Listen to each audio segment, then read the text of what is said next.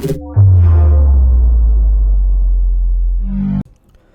guys, TechieHD here again with another video, and today I'm going to be giving you guys the hands-on real-world comparison between the iPhone 6 and the iPhone 5S. Now the iPhone 5S is basically just under a year old. It was announced, or just about a year old. It was announced last year. It has last generation specs, but the thing with iPhones in general is that the specifications and the hardware per se has never been of super high importance, because Apple actually manages to integrate both the hardware and the software really well, to the point where the battery life is really good with smaller batteries, performance is great with lower levels of RAM as compared to its competitors, and regardless, the iPhone 5S, even today, is still a great smartphone if you guys are looking for a foreign smartphone. That being said, the iPhone 6 is a much better smartphone overall when you take a look at it from a bunch of other standpoints. Starting off with the display. The display, of course, is larger at 4.7 inches, and I think that this is the perfect display size for a mobile phone today. Now, larger phones, of course, have been available in the Android space for a very long time, as well as Apple's own offering with the iPhone 6 Plus, but I still think that the 4.7-inch display, is, at least from my standpoint, is a really nice one. Now, taking a look at the iPhone 5S, it has flat sides and chamfered edges, which are actually a little bit easier to hold than the iPhone 6, which is a little bit more slippery because of its curved construction, but it does feel really good in the hand regardless. And one of those things one of the reasons that actually has to do with that is the fact that it is even thinner.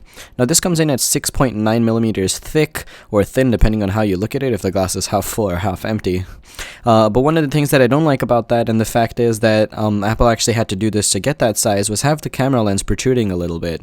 Now the camera lens protruding actually comes up to just about the same thickness as the iPhone 5S. Now, starting off with the actual speeds, now in real-world performance, both of these phones are really, really snappy. They both run iOS 8. There are very, very minor lag issues with the iPhone 5S, and that is if you're really just nitpicking, which is something that I'm doing just for the purpose of this video. Another thing is the display. I think the iPhone 6's display looks almost like it's closer to the glass or even laminated to it as compared to the iPhone 5S.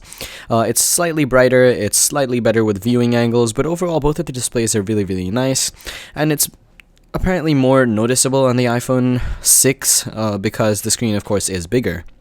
Now, as I mentioned before, both of these devices are running iOS 8. The iPhone 6 is on iOS 8.0.2 and the iPhone 5S is on iOS 8. Now, of course, the next important thing, in my opinion, is the cameras. I really use the camera quite a bit, and as you guys will be able to see from this quick test, this is nothing major or nothing super in-depth, but just looking from your general point of view, looking at an iPhone screen, you can really tell that the iPhone 6's camera captures a lot more detail and a lot more light in the same space in the same camera. It's still an 8-megapixel camera, but that honestly isn't the entire story with the iPhone cameras, because it has a larger aperture and a better lens, and so it takes better photos overall. Now, another noticeable thing is, since the iPhone 6 is a lot bigger, the power button has been moved to the side. I really do miss the iPhone's power button on the top, but I do understand why they did it, and it still does feel pretty natural. Now, the back on the iPhone 6 is completely made of aluminum, as opposed to the iPhone 5S, which has glass on the top and the bottom, and I guess that's probably better for connection, or that's probably better for the aesthetic and durability point of view.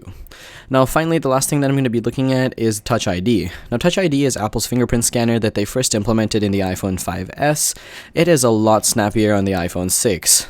The iPhone 5S used to fail out on me a couple times a week. The iPhone 6 so far has only troubled me maybe once. And finally, the speakers on the iPhone are basically just a little bit louder. I believe that the quality is pretty much the same. There's a tiny little bit of a difference, but it's not something that you're going to notice until you put these phones side to side. Regardless, both phones have decent speakers. They're nothing great, but they will get the job done.